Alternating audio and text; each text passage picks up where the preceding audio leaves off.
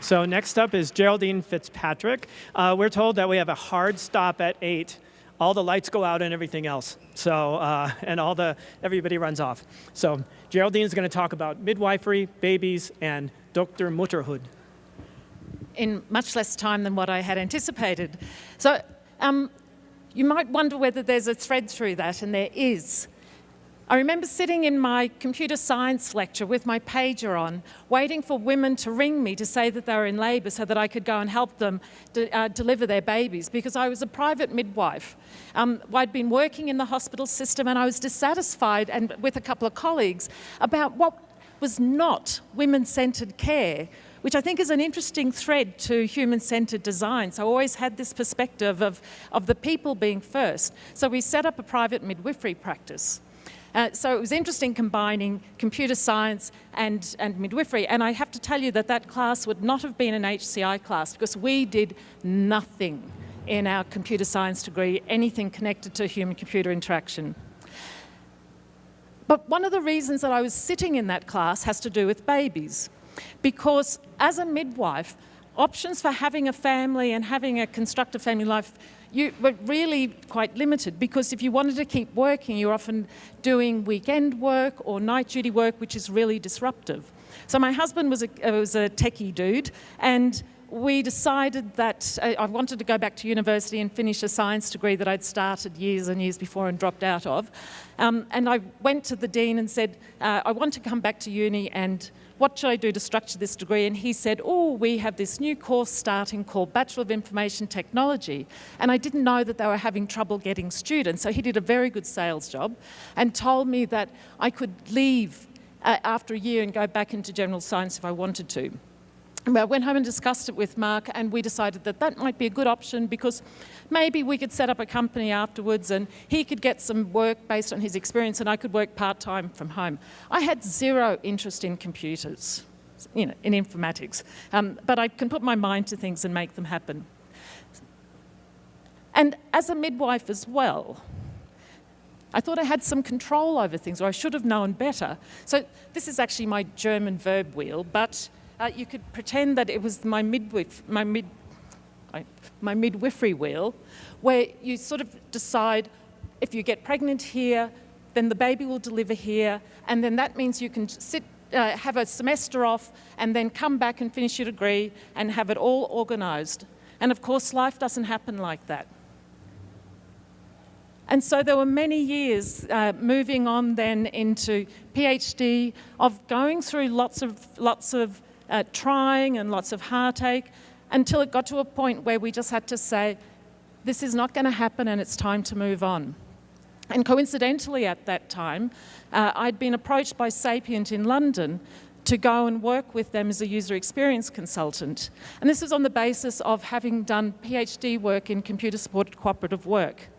And that work was, so not HCI. I think I did go to Chi 97, but I didn't really consider myself a Chi person. So going to London to work there was a real statement of moving on, that life was going to be different, not better, not worse, just different to what we'd imagined.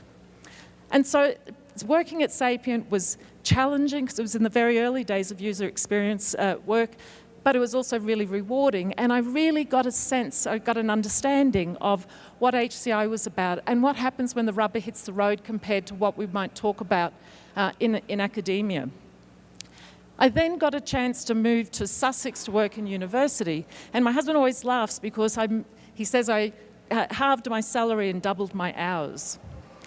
And one of the things about working in academia, I think, is that we love what we do, and especially in HCI. And the first HCI course I attended was the one I taught there for the first time. We love what we do because we want to make a difference in the world in some way. And also when we're moving like we did, we often don't have embedded social networks because we're new. So it's easy to overwork. And so I was working long hours. And there's also at one point some very stressful things happening. And I ended up sitting in a doctor's surgery where he wanted to give me a month off on stress leave. But that's no solution in our job, is it? Because no one's going to look after your students or do your teaching while you're not there. Coincidentally, as it happened, which is another long story, I ended up attending a meditation retreat for a week that was totally life-changing, and also around that same time trained as a coach, a life coach, executive coach. And while I didn't take on a client load, it gave me a set of tools to apply to my own life and also changed the way I interacted with the people that I was managing and supervising. But what I'm seeing, and moving to Vienna, is I'm not the only one experiencing issues of overwork and stress. And I think that it's been a real concern for me, because I do a lot of talking with colleagues at doctoral colloquiums and just generally here in these conferences, and you hear the same story again and again and again, and it's getting worse.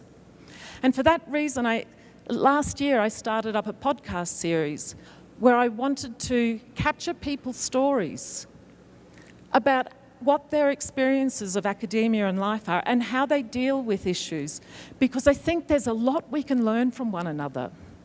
And one of the reasons why I share this story, my own story, and doing the podcast, is that I think we need to get more real with one another. We need to cultivate a culture of care where we bring our whole human experience to our work. You know, what's the colleague sitting behind you dealing with? They're not just about the paper they just delivered, but what are the heartaches they're going through, or the challenges they're trying to handle? And we can be there for one another because we're part of a community that does care. And so we shouldn't just be caring about our technology and our users, but we should also be caring for one another. Coming back full circle as well, one of the things that's really interesting working in Germany and Austria is that they have this label for supervisors as Doktorvater or Doktormutter. So I think it's really lovely that while I might not have experienced motherhood in the way I had anticipated, that I'm very privileged to be a Doktormutter to some amazing PhD students and some graduates and amazing colleagues. So I encourage you all to embrace storytelling and connecting with one another.